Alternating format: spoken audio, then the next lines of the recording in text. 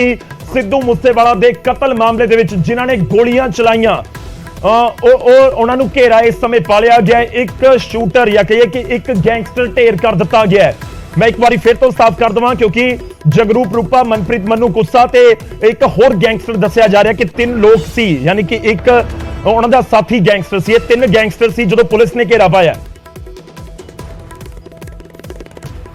तो 3 गैंगस्टर सी जदों पुलिस ने इन्हां नूं घेरा पाया तो उसदे विचों एक गैंगस्टर ढेर कर दिता गया। हुण सवाल यही है कि मनप्रीत मन्नू मारिया गया, जगरूप रूपा मारिया गया या फिर उन्हां दा तीजा साथी मारिया गया। हुण बड़ा सवाल है कि आखिर किस दी मौत हुई है। लगातार अपडेट लेने की कोशिश कर रहे हैं साडे सहयोगी इस समय ग्राउंड जीरो तो साडे नाल ने राजीव शर्मा। तो दस दिए कि एक पॉइंट तो अगे इस समय पुलिस नहीं जान दे रही और काबिले गौर भी है कि पुलिस दे वल्लों इस पूरे मामले दे विच जो इस समय कहा जा रहा है कि ऑपरेशन जारी है पर गोलियां की आवाज रुक चुकी है। गोलियां की आवाज रुक चुकी है, ये साडे सहयोगी ने सानू जानकारी दी। मैं दोबारा रुक करदा हां, साडे नाल राजीव शर्मा साडे सहयोगी जुड़े हुए ने। राजीव, अपडेट चाहिए, अपडेट की है इस समय कि गोलियां की आवाज तुसीं पहलां सुन पा रहे सी ते हुण गोलियां की आवाज आ रही है कि नहीं? लोग यह भी जानना चाहते हैं कि जिथे तुसीं खड़े हो इस थां तो अगे किन्नी अगे जाके एनकाउंटर हो रहा है ते दूजा पॉइंट इत्थों पाकिस्तान वाला बॉर्डर किन्नी दूर है? राजीव जी देखो, ये जिहड़ा पिंड है यह बॉर्डर तो 10-15 किलोमीटर की दूरी ते है, पर दूसरे पासे जिस थां ते असीं मौजूद है जिथे पुलिस के मुलाजम नज़र आ रहे हैं, बकायदा इत्थे एक गड्डी तैनात की गई है ताकि किसी भी सिविलियन नूं भावें वो इस पिंड दे विच रहण वाला है, कोई भी मीडिया कर्मी है उसनूं अगे ना जाण दिता जाए। हालांकि हवाला जिहड़ा वो सुरक्षा दा दिता जा रहा। तो सामने बिल्कुल जिथे संघने रुख नज़र आ रहे हैं उत्थे पुलिस दीयां गड्डियां इस वेले भी मौजूद ने और हुण भी थोड़ी देर पहलां जिहड़ी पुलिस की एक गड्डी इत्थों निकल के जा चुकी है। और पहलां भी कोई तस्वीरां जिहड़ियां असीं लगातार साझीआं कर रहे हैं कि पुलिस दी टीमां वक्-वक् ਜ਼ਿਲ੍ਹਿਆਂ ਦੇ कुछ देर पहलां तरन ਦੇ ਜਿਹੜੇ कुछ थाणिਆਂ ਦੀ संबंधित पुलिस है वो पहुंची सी। उस तो पहलां ਅੰਮ੍ਰਿਤਸਰ देहाती और इस दे नाल ही ਅੰਮ੍ਰਿਤਸਰ ਦੀ ਜਿਹੜੀ सिटी पुलिस है कमिश्नरेट है उसकी पुलिस इत्थे पहुंची सी। तो कार्रवाई लगातार जारी है। हालांकि लोगों का कहना कि पहला बहुत ज़्यादा जी गोलीबारी की आवाज़ सुनाई दे रही थी। हालांकि हुण जदों तो असीं इत्थे पहुंचे हाँ उदों तो फायरिंग जी रुकी हुई है, गोली की चलण की आवाज़ भावें नहीं सुनाई दे रही पर लगातार पुलिस के सीनियर अधिकारी मौके पर मौजूद ने। तो पुलिस की कोशिश सब तो पहली यही रहिंदी है कि कोई भी जिहड़ा क्रिमिनल है, कोई भी गैंगस्टर है, कोई भी टैररिस्ट है तो सब तो पहला उसनूं मौका दिता जाता, उसनूं जो है एक ये कहा जाता कि वो अपने आप नूं जो है पुलिस के हवाले कर सकता और जेकर नहीं भी करता तो पुलिस की दूसरी कोशिश ये हुंदी है कि उसनूं जिंदा गिरफ्तार किया जाए। पर जेकर कोई अगों पुलिस की टीम के उपर फायरिंग करता तो फिर पुलिस जो है सैल्फ डिफेंस के लिए भी गोली चलाती है और जेकर यह जे क्रिमिनल लोगों के खिलाफ पुलिस नूं सख्त कार्रवाई करनी पवे तो वो कानून नूं जो है कानून के दायरे दे विच रह के कीती जांदी है। तो इस तरीके दे नाल इत्थे जिहड़ी कार्रवाई की गई उस दे विच भी पहलां पुलिस के जिहड़े सीनियर अधिकारी ने या फिर संबंधित जिहड़े मैजिस्ट्रेट ने उन्हां दी मौजूदगी दे विच कार्रवाई नूं जो है अंजाम दिता गया। तो पहलां सिर्फ ये जानकारी सी कि 2 गैंगस्टर जिहड़े जगरूप रूपा ते मनु खोसा का जिक्र किया जा रहा सी, पर कुछ देर बाद ये जानकारी आई तो इत्थे तुसीं देख सकते हो कि पुलिस दे जिहड़े वक्-वक् थाणिਆਂ ਦੇ ਨਾਲ संबंधित जिहड़े अधिकारी ने या पुलिस के जिहड़े कांस्टेबल ने वो अपनियां निजी गड्डियां लैके, क्योंकि तुरंत उन्होंने ये आदेश किए गए कि सारी की सारी फोर्स जिहड़ी आ इस थां ते पहुंचे। तो इस करके हाले भी कुछ जिहड़े मुलाजम ने वो सरकारी गड्डियां दे नाल अपनियां निजी गड्डियां ते इत्थे पहुंचते हुए नज़र आ रहे हैं। तो इत्थों ये स्पष्ट है कि हाले ये ऑपरेशन या फिर ये जिहड़ा एनकाउंटर है ये खत्म नहीं होया, कार्रवाई हाले भी जारी है। तो लगातार सीनियर अधिकारी जिहड़े ने वो पहलां तो मौके ते पहुंचे हुए ने तो कुछ देर बाद जदों अधिकारी जिहड़े ने वो अंदरों इस ऑपरेशन वाली थां तो जेकर बाहर आउणगे तो लाजमी तौर पर इस बारे जानकारी साझी की जाएगी। तो एक एंबूलेंस तुसीं देख सकते हो कि होर जिहड़ी मौके ते पहुंची है।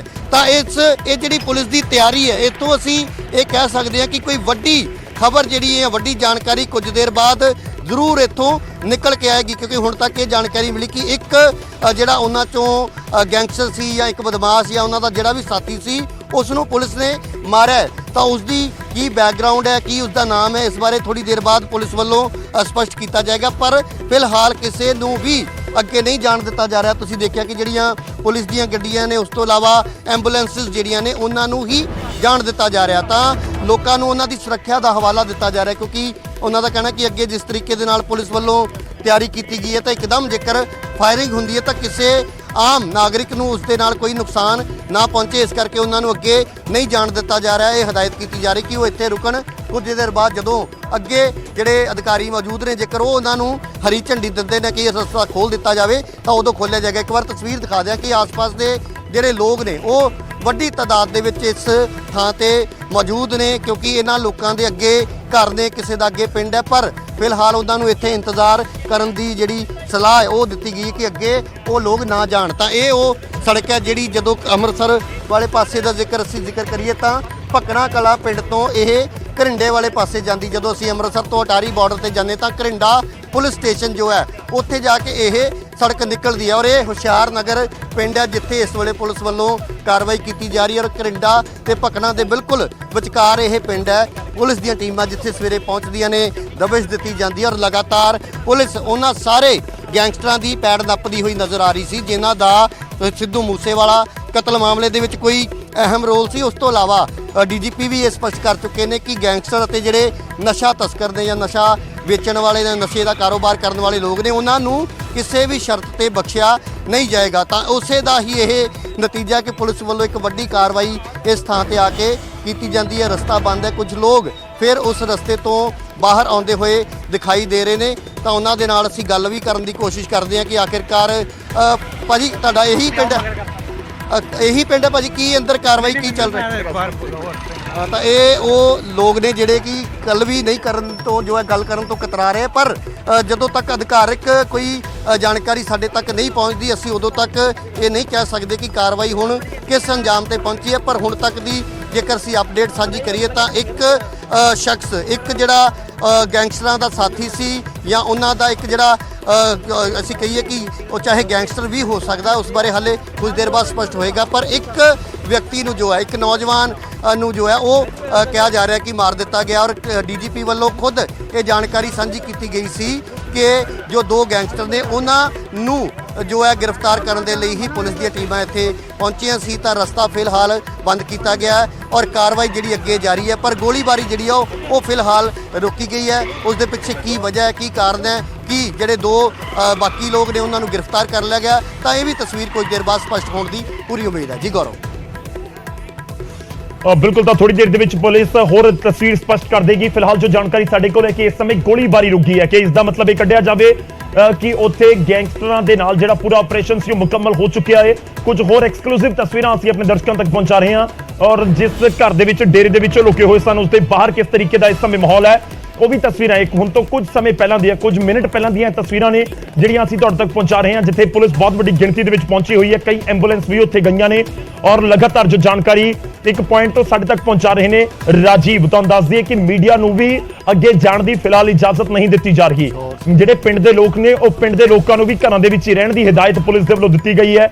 ਤੇ ਦੂਜੇ ਪਾਸੇ ਜਿਹੜੇ ਪਿੰਡ ਦੇ ਲੋਕ ਬਾਹਰ ਗਏ ਹੋਏ ਸੀ ਉਹ ਵਾਪਸ ਪਿੰਡ ਵਾਲੇ ਪਾਸੇ ਜਾ ਰਹੇ ਨੇ ਜਾਂ ਫਿਰ ਉਹਨਾਂ ਨੇ ਕਿਸੇ ਹੋਰ ਪਿੰਡ ਜਾਣਾ, ਅਗਲੇ ਕਿਸੇ ਪਿੰਡ ਜਾਣਾ, ਉਹਨਾਂ ਨੂੰ ਵੀ ਉਸ ਰਾਹ ਨੂੰ ਇਸਤੇਮਾਲ ਕਰਨ ਦੀ ਇਜਾਜ਼ਤ ਨਹੀਂ ਹੈ। ਹੋਰ ਕਿਸੇ ਰਾਹ ਤੋਂ ਜ਼ਰੂਰ ਅੱਗੇ ਵੱਧ ਸਕਦੇ ਨੇ ਪਰ ਪੁਲਿਸ ਜਿਹੜੇ ਸਥਾਨਕ ਲੋਕ ਸਥਾਨਕ ਵਸਨੀਕ ਨੇ ਉਸ ਰਾਹ ਤੋਂ ਅੱਗੇ ਜਾਣ ਦੀ ਫਿਲਹਾਲ ਇਜਾਜ਼ਤ ਨਹੀਂ ਦੇ ਰਹੀ ਹੈ।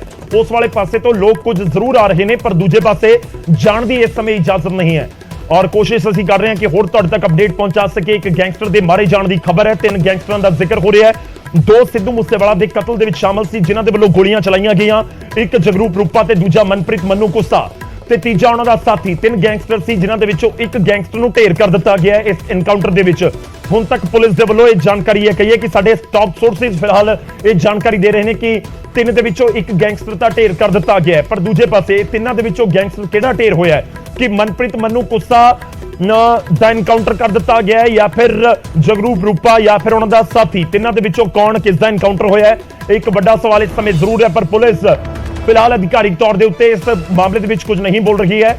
ਹਾਂ, ਸਾਡੇ ਸਹਿਯੋਗੀ ਇਸ ਸਮੇਂ ਜਿੱਥੇ ਮੌਜੂਦ ਨੇ ਉੱਥੋਂ ਕੁਝ ਮੀਟਰ ਦੀ ਦੂਰੀ ਦੇ ਉੱਤੇ ਹੀ ਇਸ ਪੂਰੇ ਆਪਰੇਸ਼ਨ ਨੂੰ ਅੰਜਾਮ ਪੁਲਿਸ ਦੇ ਵੱਲੋਂ ਦਿੱਤਾ ਜਾ ਰਿਹਾ ਹੈ। ਇਹ ਵੀ ਤੁਹਾਨੂੰ ਦੱਸ ਦਈਏ ਕਿ ਫਿਲਹਾਲ ਗੋਲੀਆਂ ਦੀ ਆਵਾਜ਼ ਨਹੀਂ ਆ ਰਹੀ ਹੈ। ਜਿਸ ਤਰੀਕੇ ਨਾਲ ਰਾਜੀਵ ਸਾਡੇ ਸਹਿਯੋਗੀ ਸਾਨੂੰ ਜਾਣਕਾਰੀ ਦੇ ਰਹੇ ਸਨ ਕਿ ਗੋਲੀਆਂ ਦੀ ਆਵਾਜ਼ ਫਿਲਹਾਲ ਨਹੀਂ ਆ ਰਹੀ ਹੈ, यानी कि ऑपरेशन मुकम्मल हो गया या फिर नहीं। एक बड़ा सवाल जरूर है कि या फिर पुलिस दे वल्लों कोई होर अगे दा एक्शन प्लान बनाया जा रहा है। जानकारी ये भी निकल के आई है कि कुछ पुलिस मुलाजम भी जख्मी हुए ने क्योंकि दूजे वाले पासे तो भी गोलियां चलाईयां गईयां सी।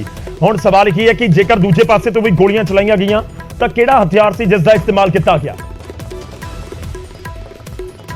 ਕਿਉਂਕਿ ਜਦੋਂ ਮਨਪ੍ਰੀਤ ਮੰਨੂ ਕੁੱਸਾ ਭੱਜਦਾ ਏ ਸਿੱਧੂ ਮੂਸੇਵਾਲਾ ਦਾ ਕਤਲ ਕਰਨ ਤੋਂ ਬਾਅਦ ਤਾਂ AK-47 AK ਸੀਰੀਜ਼ ਦਾ ਹਥਿਆਰ ਮੰਨੂ ਕੁੱਸਾ ਦੇ ਕੋਲ ਸੀ। ਇਹ ਪ੍ਰਿਯਵਰਤ ਫੌਜੀ ਦੇ ਵੱਲੋਂ ਵੀ ਦੱਸਿਆ ਗਿਆ। ਪ੍ਰਿਯਵਰਤ ਫੌਜੀ ਵੀ 6 ਸ਼ਾਰਪ ਸ਼ੂਟਰਾਂ ਦੇ ਵਿੱਚੋਂ ਇੱਕ ਸੀ।